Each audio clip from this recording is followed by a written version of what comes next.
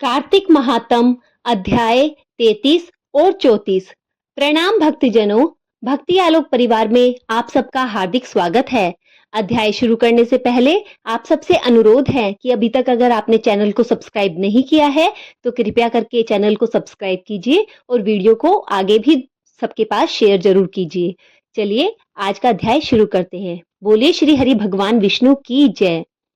सूत जी ने कहा, इस प्रकार अपनी अत्यंत प्रिय सत्यभामा को यह कथा सुनाकर भगवान श्री कृष्ण संध्योपासना करने के लिए माता के घर गए।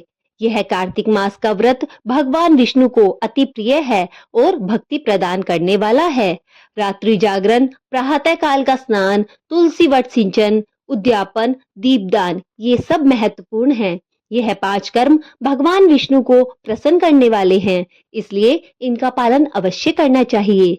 ऋषि बोले, भगवान विष्णु को प्रिय, अधिक फल की प्राप्ति कराने वाला और शरीर के प्रत्येक अंग को प्रसन्न करने वाले कार्तिक महात्म आपने हमें बताया। यह मोक्ष की कामना करने वालों और भोग की इच्छा रखने वाले मनुष्य को यह व्रत अवश्य करना चाहिए। इसके अतिरिक्त हम आपसे एक बात पूछना चाहते हैं कि यदि कार्तिक मास का व्रत करने वाला मनुष्य किसी संकट में फंस जाए या वह किसी वन में हो या वृत्ति किसी रोग से ग्रस्त हो जाए तो उस मनुष्य को कार्तिक व्रत को किस प्रकार करना चाहिए? क्योंकि कार्तिक व्रत भगवान विष्णु को अत्यंत प्रिय है और इसे करने से मुक्ति और भक्ति प्राप्त होती है, इसलिए इसे छोड़ना नहीं चाहिए।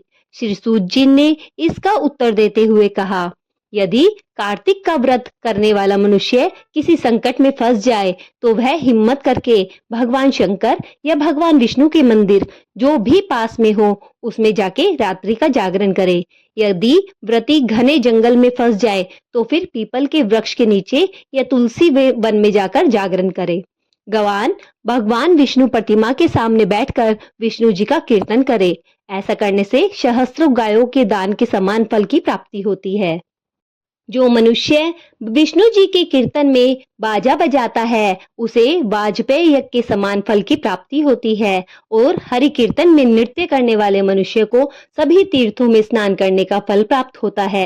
किसी संकट के समय या रोगी हो जाने तथा जल न मिल पाने की स्थिति में केवल भगवान विष्णु के नाम मात्र से मार्जन ही कर लें।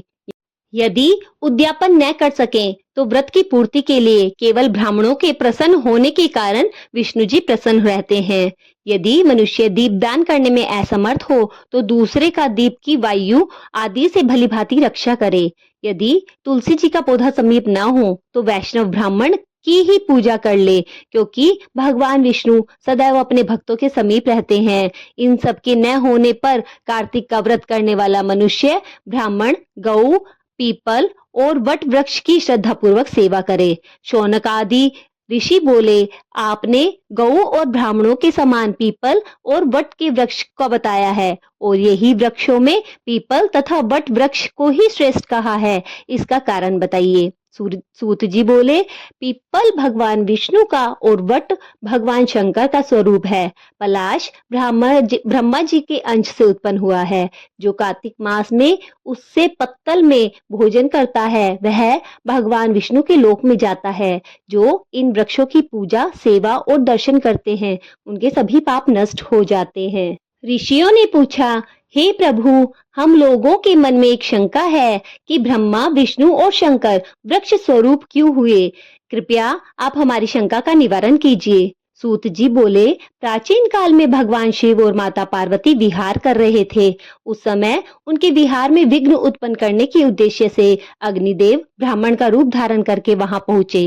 विहार का आनंद में वशीभूत हो जाने के कारण कुपित होकर माता पार्वती ने सभी देवताओं को शाप दे दिया।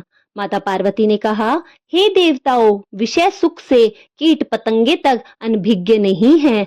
आप लोगों ने देवता होकर भी उसमें विघ्न उपस्थित किया है, इसलिए आप सभी वृक्ष बन जाओ। सूत जी बोले, इस प्रकार कुपित पार्वती जी के शाप के कारण समस्त देवता वृक्ष बन गए। यही कारण है कि भगवान विष्णु पीपल और शिव जी वट वृक्ष हो गए। इसलिए भगवान विष्णु का शनिदेव के साथ योग होने के कारण केवल शनिवार को ही पीपल को छूना चाहिए, अन्य किसी भी दिन नहीं छूना चाहिए। बोलिए श्री हरि भगवान विष्णु की जय, शंकर महाराज की जय। यहीं पर हमारा 33वां अध्याय संपूर्ण होता है। अब हम 34वां अध्याय श्रवण करेंगे। बोलिए श्री हरि भगवान विष्णु की जय। ऋषियों ने पूछा, हे सूत जी, पीपल के वृक्ष की शनिवार के अलावा सप्ताह में शेष दिनों में पूजा क्यों नहीं की जाती? सूत जी बोले, हे ऋषियों, समुद्र मंथन करने से देवताओं को जो रत्न प्राप्त हुए, उनमें से देवताओं ने लक्ष्मी और कौस्तुभ मणि भगवान विष्णु को समर्पित कर दी थी। जब भगवान विष्णु लक्ष्मी जी से विवाह करने के लिए तैयार हुए तो लक्ष्मी जी बोली, हे प्रभु, जब तक मेरी बड़ी बहन का विवाह नहीं हो जाता तब तक मैं छोटी बहन आपसे किस प्रकार विवाह कर सकती हूँ। इसलिए आप पहले मेरी बड़ी बहन का विवाह करा दे, उसके बाद आप मुझसे विवाह कीजिएगा। यह नियम है जो प्राचीन काल से चला आ रहा है। सूत जी ने कहा, लक्ष्मी जी के मुख से ऐसे वचन सुनकर भगवान विष्णु ने लक्ष्मी जी की बड़ी बहन का विवाह उद्दलक नामक ऋषि के साथ पूरा करा दिया। लक्ष्मी जी की बड़ी बहन अलक्ष्मी जी बड़ी कुरूप थी। उसका मुंह बड़ा, दांत चमकते हुए और उनका देह वृद्धा की भांति, नेत्र बड़े बड़े और बाल रूखे थे। भगवान विष्णु द्वारा आग्रह किए जाने पर ऋषि उद्दलक ने उनसे विवाह करके उसे वेद मंत्रों की ध्वनि से गुंजाते हुए अपने आश्रम में ले गए। वेद ध्वनि से गुंजित हवन में पवित्र धुआं से सुगंधित उस ऋषि के सुंदर आश्रम को देखकर अलक्ष्मी को बहुत दुख हुआ।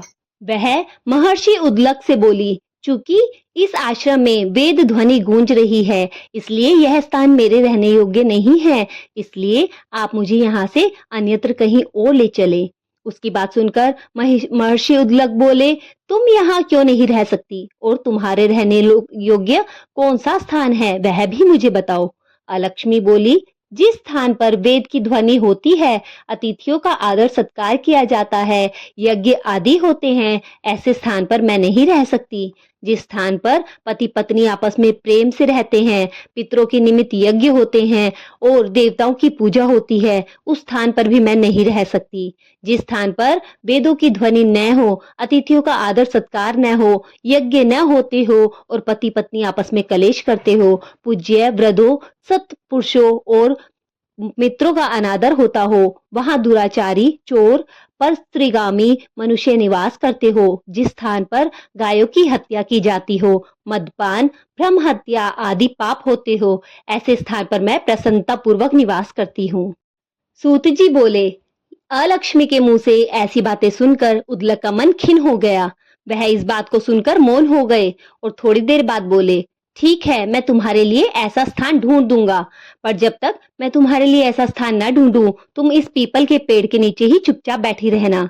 महर्षि उद्दलक पीपल का वृक्ष के नीचे उसको बिठाकर उनके रहने लायक स्थान खोजने निकल पड़े, परंतु जब तक बहुत प्रतीक्षा करने पर भी वो वापस न लौट कर आए तो अलक्ष्मी विलाप करने लगी। तब बैकुंठ में बैठी लक्ष्मी जी ने अपनी बड़ी बहन अलक्ष्मी का विलाप सुना और वे व्याकुल हो गई। वे दुखी मन से भगवान विष्णु से बोली, हे प्रभु, मेरी बड़ी बहन पति द्वारा त्यागे जाने पर अत्यंत दुखी है। यदि मैं आपकी प्रिय पत्नी हूँ तो आप उसे आश्वासन देने के लिए उसके पास चलिए। लक्ष्मी जी की प्रार्थना पर भगवान विष्णु लक्ष्मी जी के सहित उस पीपल के वृक्ष के पास गए और जहां पर अलक्ष्मी बैठकर विलाप कर रही थी, उसको आश्वासन देते हुए भगवान विष्णु बोले, हे अलक्ष्मी, तुम इसी पीपल की वृक्ष की जड़ में सदैव के लिए निवास करो, क्योंकि उसकी उत्पत्ति मेरे ही अंश से हुई है और इसमें सदैव मेरा निवास रहता है। प्रत्येक वर्ष गृहस्थ लोग तुम्हारी पूजा करेंगे और उन्हीं के घर में तुम्हारी छोटी बहन का भी वास होगा। स्त्रियों को तुम्हारी पूजा विभिन्न उपहारों से करनी चाहिए।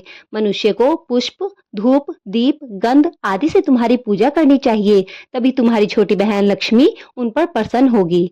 सूत जी बोले, ऋषियों, मैंने आपको भगवान श्री कृष्ण, सत्यभामा, पृथु, नारद का संवाद सुना दिया है, जिसे सुनने से ही मनुष्य के समस्त पाप नष्ट हो जाते हैं और अंत में बैकुंठ लोक को प्राप्त होते हैं। यदि अब भी आप लोग कुछ पूछना चाहते हैं तो अवश्य पूछिए, मैं उसे अवश्य कहूंगा। सूत जी के ऐसे वचन सुनकर शौनकादिक ऋषि थोड़ी देर तक प्रसन्नचित भाव में वहीं बैठे रहे। तत्पश्चात वे लोग बद्री नारायण जी के दर्शन हेतु चल दिए। जो मनुष्य इस कथा को सुनता है या सुनाता है, उसे इस संसार के समस्त सुख प्राप्त होते हैं। बोलिए बैकुंठ धाम की जय। श्री हरि भगवान विष्णु की जय। यहीं पर हमारा 34वां अध्याय समाप्त होता है। अब हमारा 35वां अध्याय शेष रह गया है, जिसका श्रवण हम जल्दी ही करेंगे। आप भक्ति आलोक चैनल से बने रहिए और ये वीडियो ज्यादा से ज्यादा शेयर कीजिए, ताकि हम ऐसी ही वीडियोस आपके लिए और भी लाते रहें। बोलिए श्री हरि भगवान विष्णु की जय। धन्यवाद।